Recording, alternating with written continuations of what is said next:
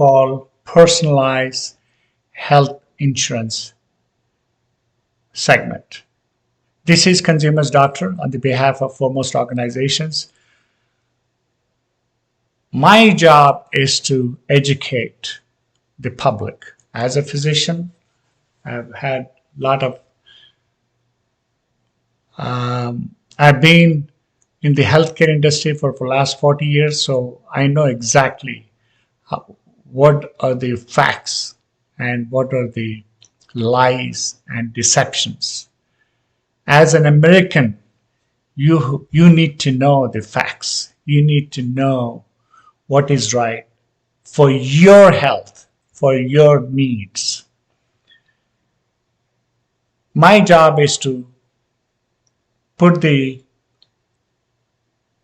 issues up front, and you need to decide what is the fact and what is what is a lie and what is a deception. So today, let's talk about lies and deceptions, especially in healthcare. I want you guys to need to know that. That's the heading, lies and deception in healthcare. As you know, in healthcare, most of the forces are working against Americans. That is a fact. They're against Americans. And more importantly, you need to know what you can do about it. That's what my goal is as a consumer's doctor, to explain to you what you can do about it.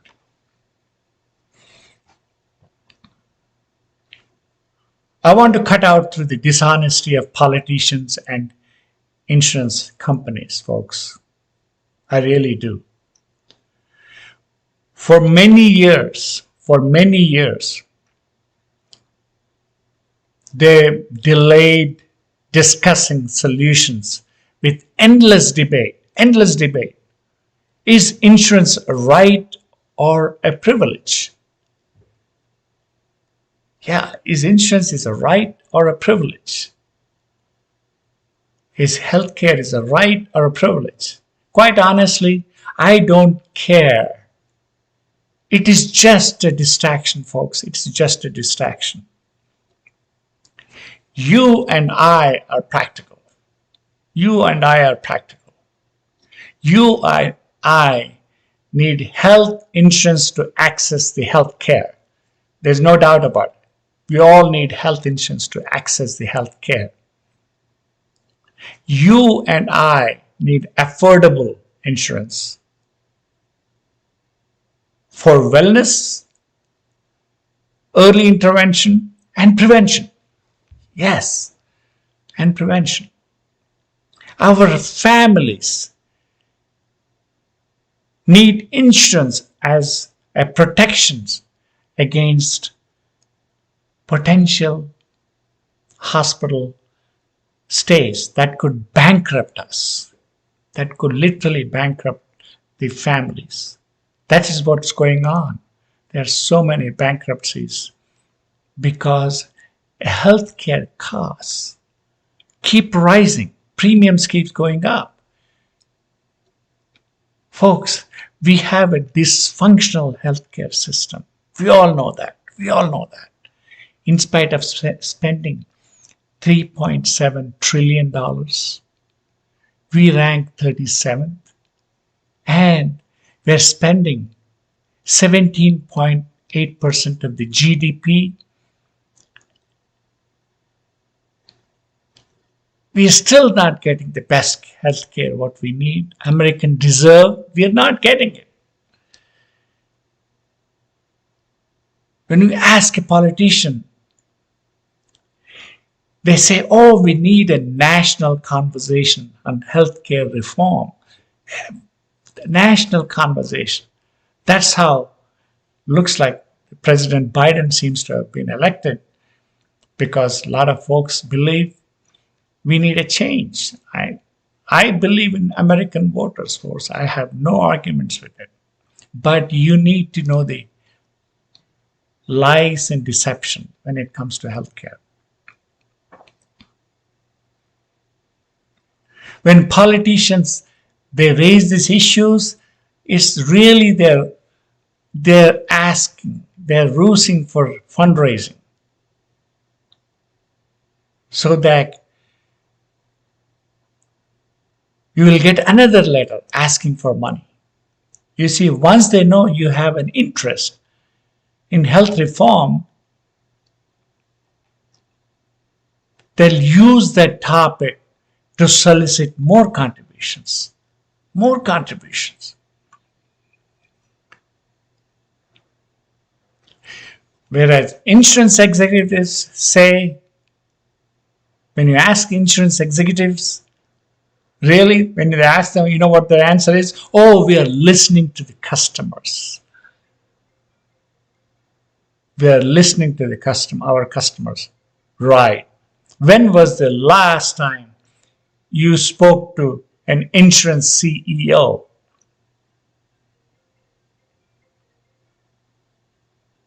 They stay isolated in their large home office buildings with guards and security codes to keep people like you and me away. That's what they do. Just try sometime.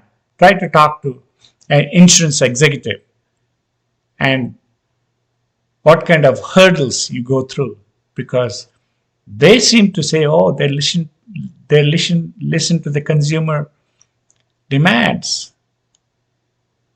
So does that mean we are helpless? Does that mean we are helpless because you cannot reach an insurance executive? Politicians, they keep asking for more contributions. This is the same thing goes around every time there's an election. When they know you're interested in healthcare, they want more contributions. And insurance executives' answer is, oh, we are listening to the consumer demands. You know that's not true. So are we helpless? We may be subject to the whims of the powerful elected and unelected officials and a dysfunctional insurance system. But believe me, we are not helpless. We are not helpless. I bet you we are not helpless. So how do we work together to get what we want rather than what some politicians and insurance companies think we need? How do we work together? I'll give you the answer. Here is how we win. Here is how we win.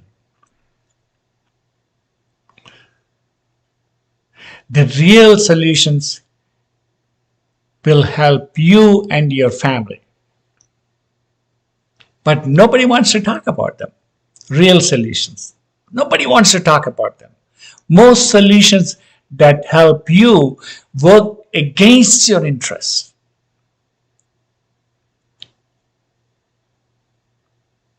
Interest of the insurance lobbyists in healthcare and political established. They work against you.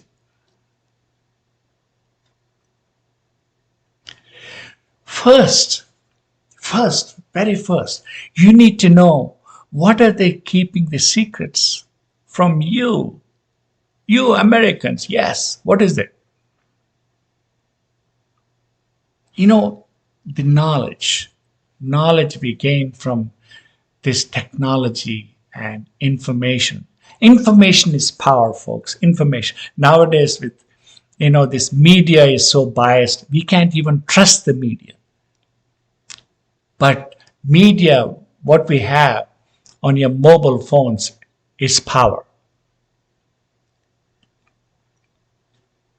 Once you have the knowledge and the information, you can use two most powerful weapons. Yes, you can use two powerful weapons. Your voice, like me talking, And you're voting. So whom are we putting in Washington? How can you leverage that into an action? Trust me, an informed and angry voter gets a politician's attention. Trust me. As an American, we always believed in freedom in healthcare. You know what? Informed and committed voters scares the pants off them. Yes, politicians. Have you ever thought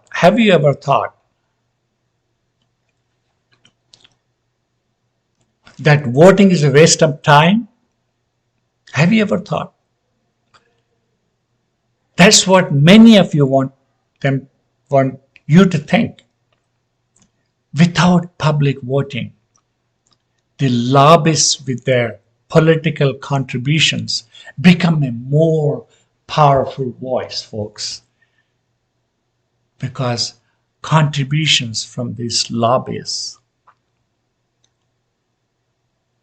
are the one they're influenced by, but you're the one who's voting. So you are a major factor, folks. As a voter, you have a major factor. If you ever think that one vote will never change the world, have you ever thought that one vote will never change the world? Folks, you're wrong. You're wrong. Look at the fight we are facing in senatorial race. That is going to make a big difference if Democrats control the Senate or Republicans control. We need to have checks and balances, folks. That's what we need. That's where the Americans win, when you have checks and balances. In 2010, Obamacare, so-called Obamacare, was passed by one vote, folks. Just one vote. That too from a dead person. Yes, a dead person, yes. Senator Ted Kennedy died after becoming a part of Senate 60 vote.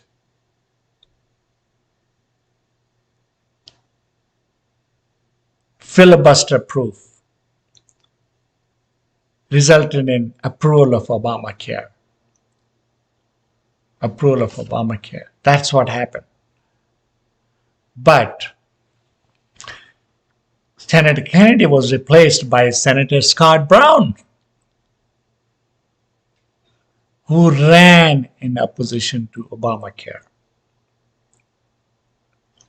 But the House of Representatives used a political trick to avoid a Senate revote. So we did get Obamacare by the margin of dead man's vote. That's how we got stuck. But what happened after the Obamacare passed?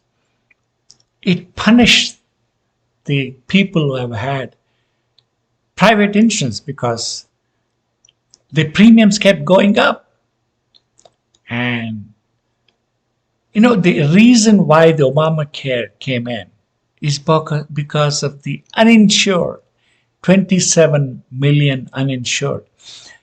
But what I can't figure out, why can't they focus only on the uninsured rather than punishing all Americans? So they want to control the entire 320 million folks under one umbrella, one size fits all. I just can't imagine that is ever happening.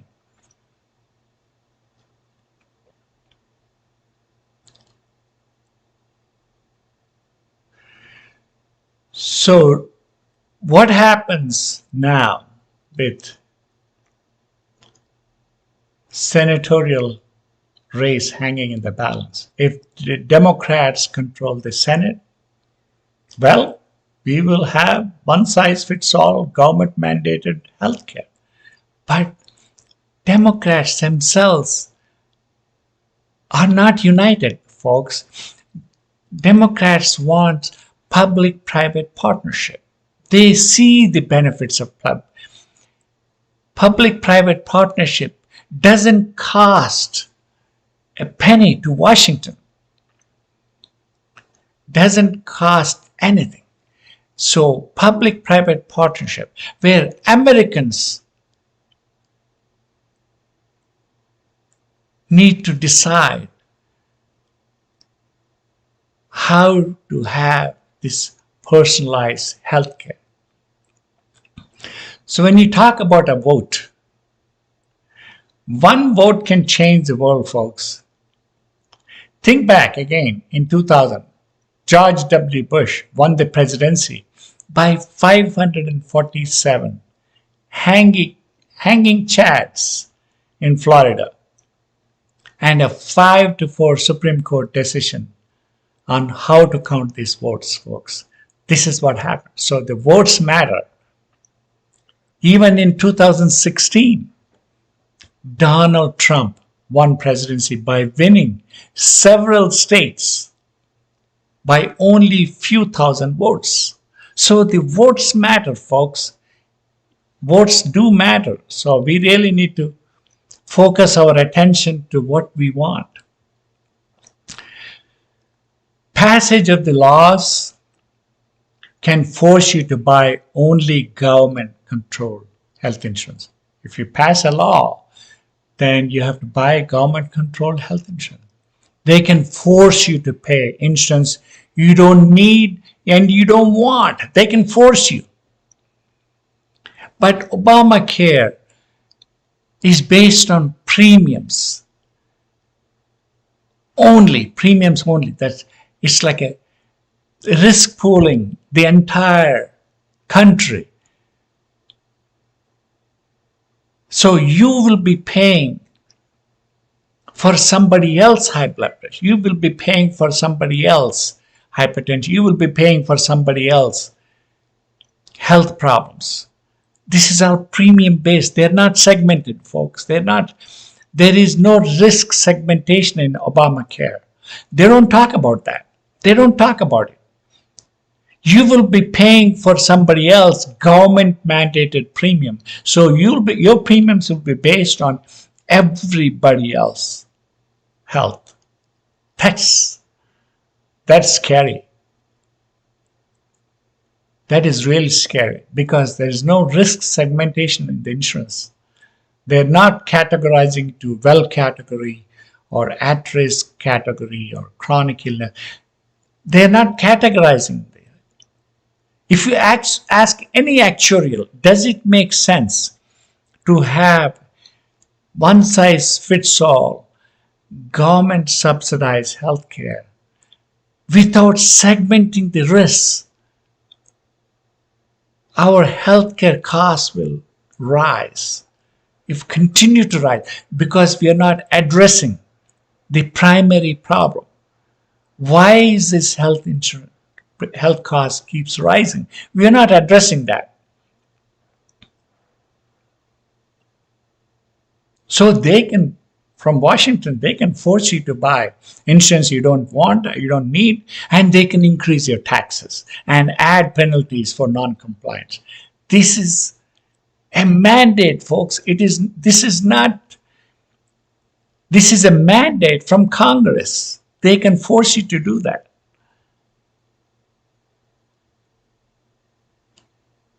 Then you might say you hate politics.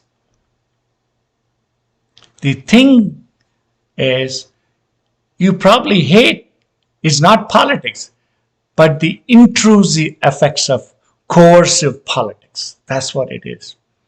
Coercive politics, folks. Coercive politics.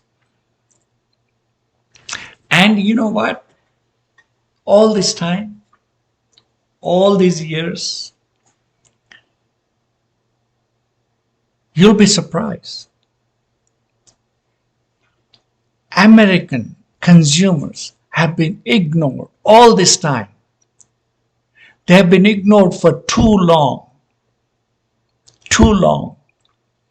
Consumers, if you have American consumers were never involved in the entire process. Ideally, healthcare consensus in the country need to balance the consumers and the stakeholders. Consumers and the stakeholders, folks. Consumers were never even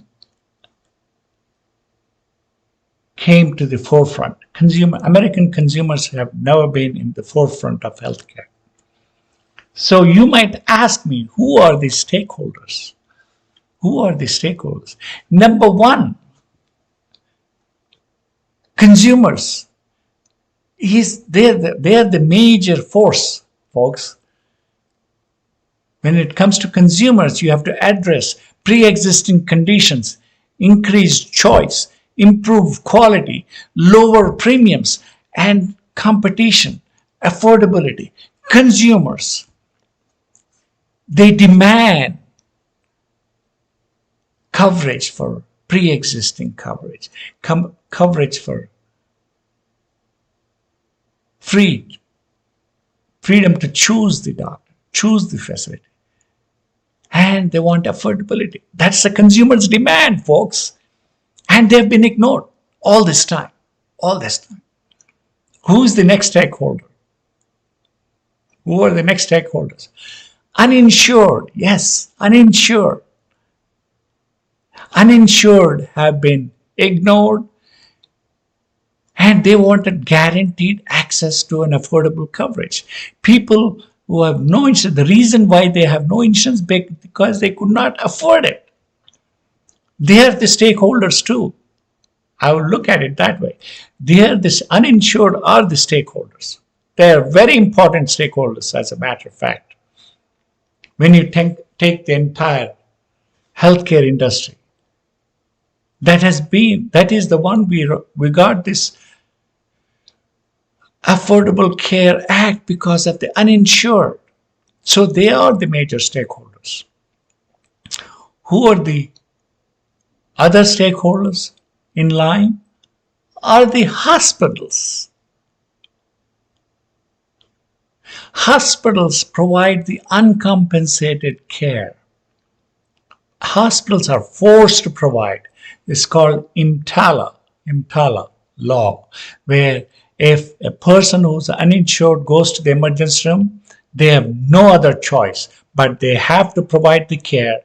This is where the hospitals are losing money because they are providing the uncompensated care. Especially with this COVID, this uncompensated care, hospitals are in a lot of stress because of the uncompensated care. So hospitals are the stakeholders too. But whose fault it is? It's the government's fault, where they did not address the uninsured. They should. It is the government's, but they're forcing the hospitals to take care of them because governments failed to respond to the uninsured. They didn't address the uninsured. So basically they are regulating from Washington on these hospitals to take care of these uncompensated care, folks. And it's stressing the hospitals. And who are the other stakeholders? Major stakeholders. Doctors. Yes, doctors. Doctors want tort reform and less defensive medicine because they're being sued left and right. They need tort reform, and their insurance premiums, malpractice insurance premiums keep going up, and the cost of the care going up, and cost of defensive medicine keeps going up. That is, the doctors are the major stakeholders in this, and they need the most is the tort reform. And you cannot put jury, the way the jury awards are based on emotions. You can't do that in healthcare. It has to be fact-based awards, and the jury should be made of healthcare professional folks. You cannot have non-professional health personnel on the jury. You need to have professionals sitting on the jury deciding, basing on the awards are based on the facts, not emotions. That's where our problems are. The cost of defensive medicine in America keeps rising because we have not addressed the tort reform. Who are the next major stakeholders? Don't be surprised. Are the insurers. We want insurance for our healthcare. We want to finance for the healthcare. How do we really desperately need insurers? Insurers are the major stakeholders, but we want a stabilized private insurance market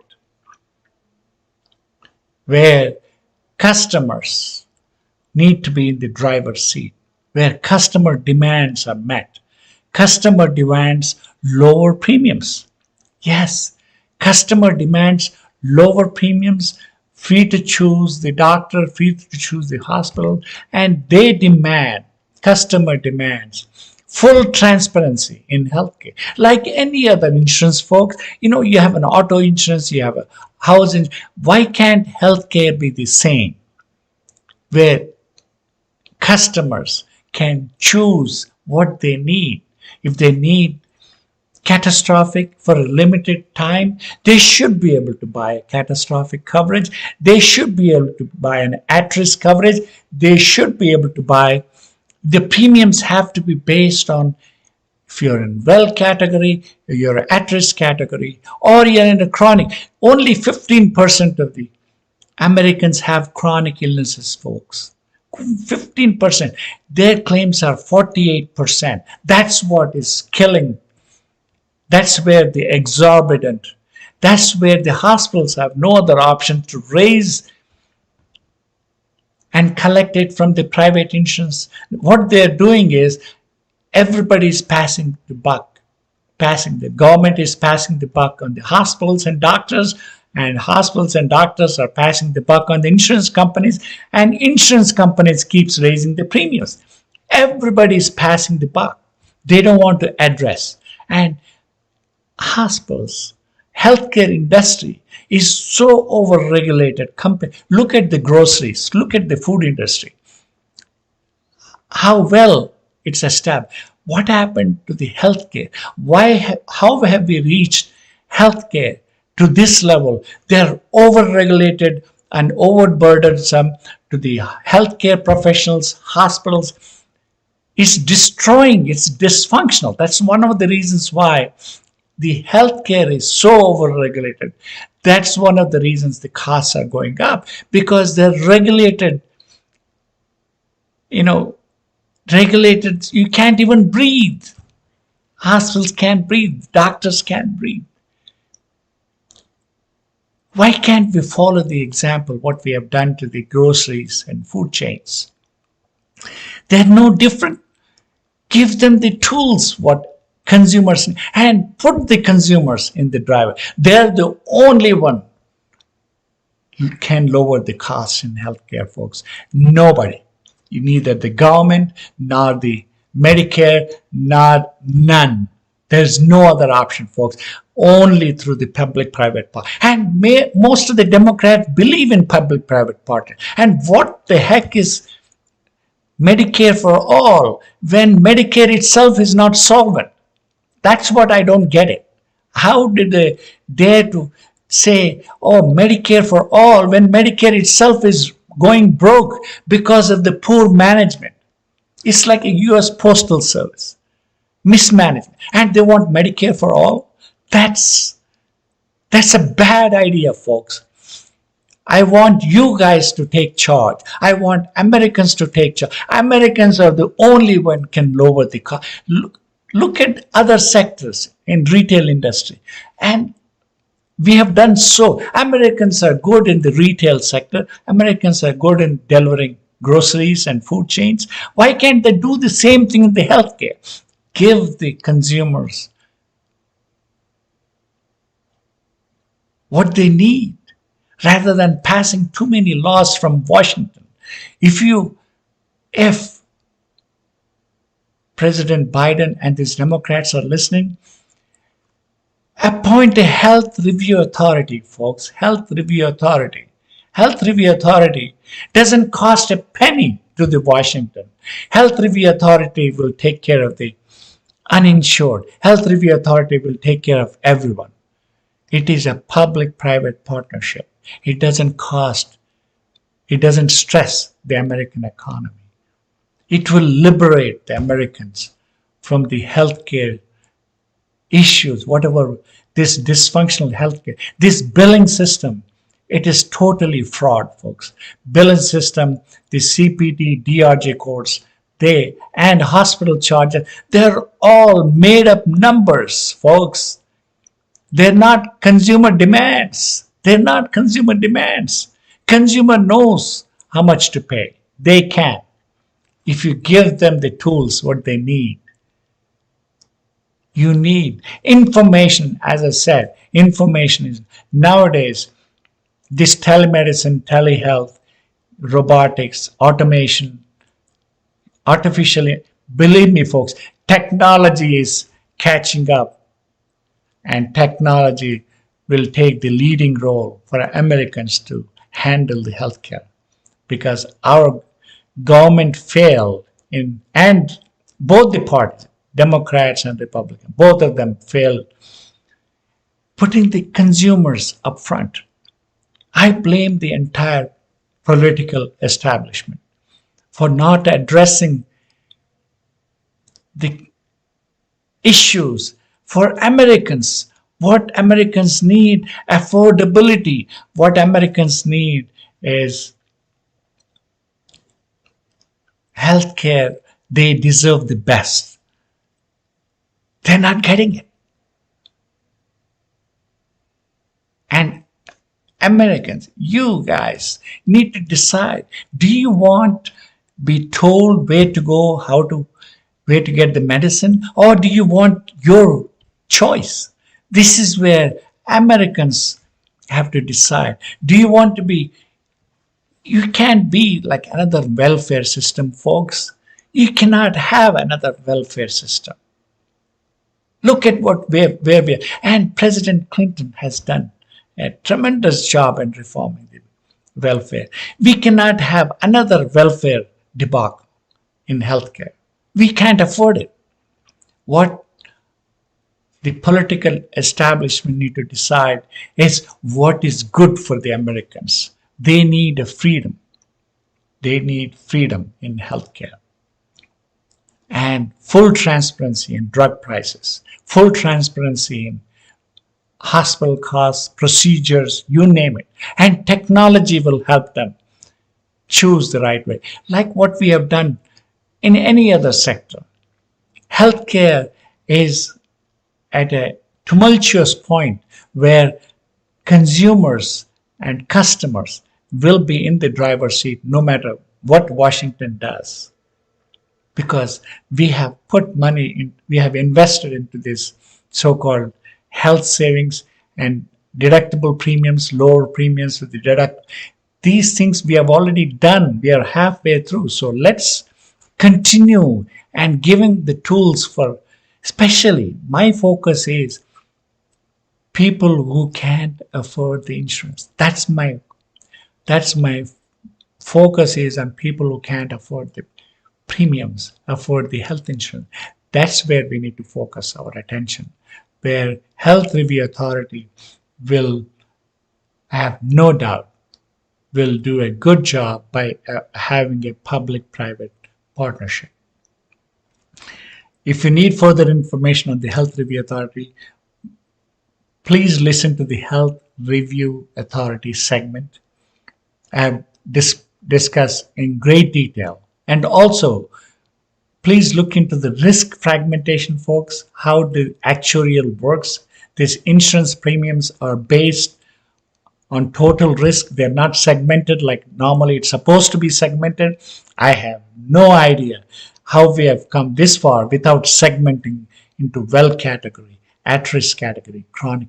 We need that, folks. We need to segment the risk so our premiums can be lower. Simple fact. I would like you guys to listen to the risk segmentation on Consumers Doctors channel. On the behalf of Foremost Organization, we love you. We would love to see. The least I can do as a volunteer to the Foremost Organization, educate you. That's all I can do. I can bring the facts, and ultimately you guys decide what is good for your pocketbook and for your family. You need to decide what is good for your family, no matter what anybody says. Thank you. This is Consumers Doctor. Love you. Salute. See you in the next episode.